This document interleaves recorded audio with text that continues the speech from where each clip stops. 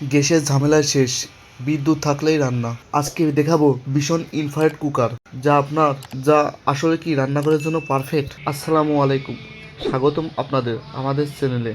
আজ আমি দেখাবো বাংলাদেশের জনপ্রিয় ব্র্যান্ড ভীষণের ইনফ্রারেড কুকার গ্লোরি, যেটা বর্তমান অনেকেই পছন্দের মধ্যে। এটা দেখতে পাচ্ছেন প্রিমিয়ার লুক, যা রান্নাঘরে রাখলেই আসবে স্মার্ট ফিল। এটা ইনফ্রারেড কুকার গর্জিয়াস লুক, যা আপনার হাঁড়ি পাতিল ব্যবহার করতে পারবেন। এটাতে অ্যালুমিনিয়াম, স্টিল, কাঁচ সব কিছুই ব্যবহার করতে পারবেন। এটা দেবে দ্রুত হিটিং, যার ফলে আপনার রান্না হবে দ্রুত, যার ফলে আপনার সময় ও বিদ্যুৎ দুটোই সাশ্রয় হবে। এটা টাচের মাধ্যমে কন্ট্রোল করতে পারবেন।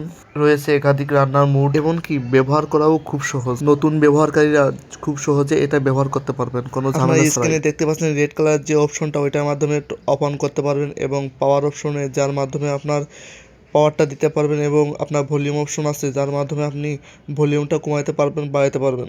এবং হিট অপশনটা দেখলে আপনি নিজেও অবাক হয়ে যাবেন।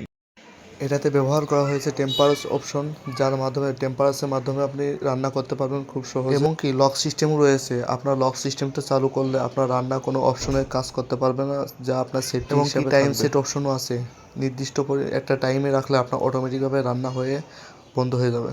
মাঝখানে গভীরতা থাকার কারণে খুব সহজে যে কোনো কড়াই বা পাতিল বসাইতে পারবেন আর এটাতে ব্যবহার করা হয়েছে হিট প্রুফ টেম্পার গ্লাস, যা আপনার হিটে কখনো গ্লাসটা ফাটবে না, যা আপনার পরিবারের জন্য ব্যবহার করা একদম নিরাপদ। দামের তুলনায় ভীষণ infrared cooker value for money product, যা আপনার পরিবারের জন্য খুবই উপকার। ভীষণ ইনফ্রারেড গ্লোরি এই কুকারটার ওয়াটটা হবে আপনার 2000 ওয়াট, এবং কি এর ভোল্ট থাকবে 200। আর ব্যাক সাইডে ব্যবহার করা হয়েছে প্লাস্টিক বডি। সবশেষে বুঝতে পারছেন এই চুলাটি আপনার পরিবারের জন্য কেমন হতে পারে। আজকের ভিডিওটা এ পর্যন্ত। ভিডিওটা যদি ভালো লাগে তাহলে লাইক দিন, এবং কমেন্টে আপনার মতামত দিতে ভুলবেন না, এমনকি চ্যানেলটা সাবস্ক্রাইব করতেও ভুলবেন না। ধন্যবাদ সবাইকে। আসসালামু আলাইকুম।